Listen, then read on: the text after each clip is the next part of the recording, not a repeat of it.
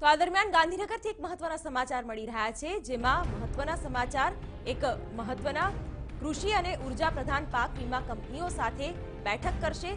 કૃષિ અને ઉર્જા પ્રધાન પાક વીમા કંપનીઓ સાથે બેઠક કરશે.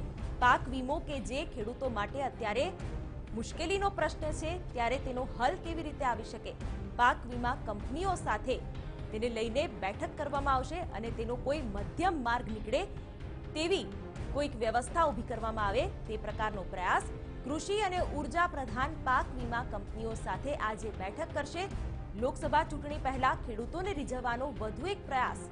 દિલ્હીમાં આ બેઠક યોજાશે અને પાક વીમાને લઈને કોઈ સમાધાન, કોઈ નિરાકરણ આવે તેવી પણ આ બેઠકમાં ચર્ચા થઈ શકે છે.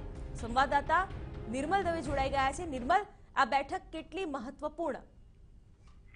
બિલકુલ મહત્વપૂર્ણ કહી શકાય અને ખેડૂતો માટે સારા સમાચાર પણ આ બેઠક લાવી શકે તેવી શક્યતા છે. કેટલાય સમયથી પાક વીમાને લગતા પ્રશ્નો છે કે જે ઠેરના ઠેર છે, એ સમસ્યાનો ખેડૂતો માટે નિકાલ આવ્યો નથી અને એ જ નિકાલ લાવવા માટે કૃષિ મંત્રી આસિફ ફળદુ અને ઉર્જા મંત્રી સૌરભ પટેલ આજે દિલ્હી ખાતે બેઠક કરવા માટે જવાના છે. જે બેઠક છે તે અગાઉ પણ અહીં સચિવાલય ખાતે યોજાઈ ચૂકી છે. પાક વીમા કંપનીના માલિકો સાથે આ બેઠક યોજાઈ ચૂકી છે અને જે વિવિધ પ્રશ્નો ખેડૂતોના છે તે મુદ્દે ચર્ચા પણ થઈ હતી, પરંતુ તેનો નિકાલ આવ્યો નથી. એટલે કદાચ આ જ નિકાલ લાવવા માટે આજરોજ આ બેઠકનું આયોજન કરવામાં આવ્યું છે. અગાઉ પણ મુખ્યમંત્રી ખેડૂતો માટે ઇનપુટ સહાયની કેટલીક જાહેરાતો કરી ચૂક્યા છે અને ખેડૂતો માટે રીઝવવાનો પ્રયાસ કરી રહ્યા છે.